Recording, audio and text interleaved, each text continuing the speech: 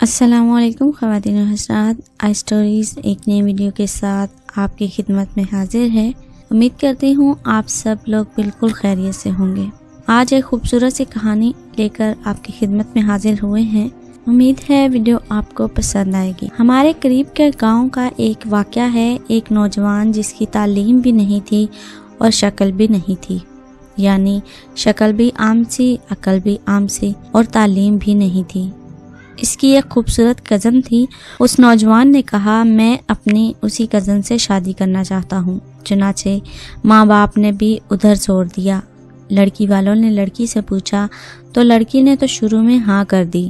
نکاح ہو گیا، رخصتی بھی ہو گئی، لیکن جب وہ آ کر اس کے پاس رہی تو اب اسے پتہ چلا کہ یہ تو پکا جاہل ہے۔ وہ سوچ میں پڑ گئی کہ نہ عقل ہے نہ شکل ہے، زندگی کیسے گزرے گی۔ چنانچہ اس لڑکی نے دل ہی میں اس نوجوان کو ناپسند کرنا شروع کر دیا، مگر خاموش رہی۔ شادی کے 3-4 دن بعد عام طور پر دلہنیں اپنے ماں باپ کے گھر جاتی ہیں۔ یہ لڑکی بھی گھر گئی۔ اس کے دل میں یہ بات تھی کہ اب میں دوبارہ اس گھر میں کبھی نہ آؤں گی تو زیادہ اچھی بات ہوگی، مگر اسے ماں باپ کے سامنے بات کرنے کی جرأت نہیں ہو رہی تھی، کیونکہ ایک تو قریب کا رشتہ تھا اور دوسرا شروع میں ہاں بھی کر چکی تھی۔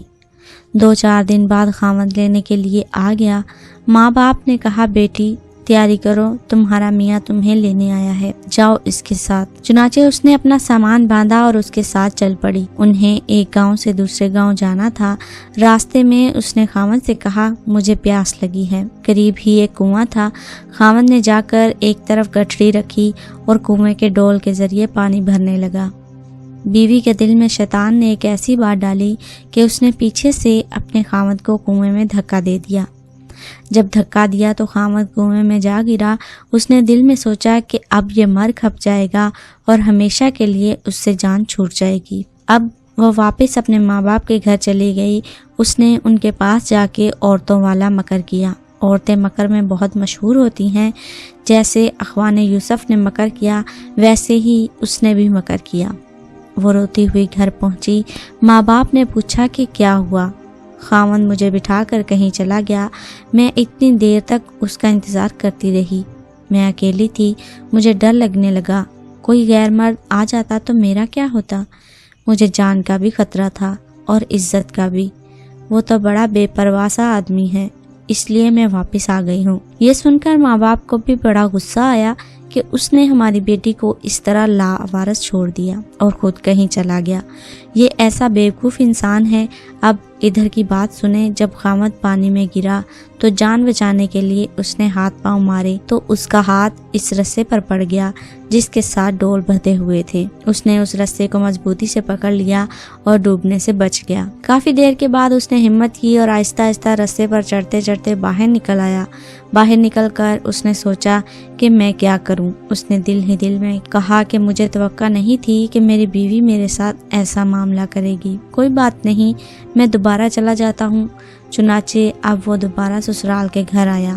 اتنے میں کپڑے بھی خشک ہو گئے تھے۔ جیسے ہی وہ سسرال کے گھر میں داخل ہوا تو لڑکی کے والدین نے اس کو بہت جلی کٹی سنائی۔ کہنے لگے تو کیسا بے عقل انسان ہے کہ تو ہماری بیٹی کو اکیلے چھوڑ کر چلا گیا، تو بڑا بے پرواہ ہے، تجھے اس کا ذرا خیال نہیں۔ انہوں نے جو کچھ کہا اس نے خاموشی سے سنا اور آخر میں صرف اتنا کہا کہ ہاں مجھ سے غلطی ہو گئی، بہرحال آپ اپنی بیٹی کو بھیج دیں، ہمیں گھر جانے میں دیر ہو رہی ہے۔ جب انہوں نے دیکھا کہ یہ بہت شرمندگی کا اظہار کر رہا ہے تو انہوں نے پھر بیٹی سے کہا کوئی بات نہیں، اب تم چلی جاؤ۔ اب بیٹی تو چل پڑی، لیکن اس کے دل میں ایک بات بار بار آنے لگی کہ اگرچہ یہ ان پڑھ تھا، اگرچہ یہ بے عقل تھا، شکل بھی اچھی نہیں تھی، مگر اس نے میرے ماں باپ کے سامنے میرا عیب تو چھپایا ہے۔ اس کا دل بڑا ہے، اگر یہ میرے ماں باپ کے سامنے میری حرکت کھول دیتا تو میں اپنے ماں باپ کو چہرہ دکھانے کے قابل نہ رہتی۔ اس ایک بات پر اس لڑکی کے دل میں خاوند کی ایسی محبت پیدا ہوئی کہ اس نے اپنی بقیہ زندگی اپنے خاوند کی محبت میں گزار دی۔ خواتین و حضرات، بعض اوقات انسان دل کا بہت اچھا ہوتا ہے، اگر شکل و صورت نہیں ہوتی تو کیا ہوا؟ انسان کے دل میں انسان کے لیے محبت ہوتی ہے، اسی لیے وہ دوسروں کی باتیں بھی، بہت بڑی باتیں بھی نظر انداز کر دیتا ہے، صرف اس لیے کیونکہ وہ اس سے محبت کرتا ہوتا ہے۔ امید ہے ہماری آج کی یہ ویڈیو آپ کو پسند آئی ہوگی اور ویڈیو نے آپ کی معلومات میں اضافہ بھی کیا ہوگا۔ اپنی ایک اور خوبصورت سی ویڈیو کے ساتھ پھر حاضر ہوں گے، تب تک ہمیں دیجیے اجازت۔ اپنا اور اپنے ساتھ دوسروں کا ڈھیر سارا خیال رکھیے گا، ہمیں اپنی دعاؤں میں یاد رکھیے گا۔ اللہ حافظ۔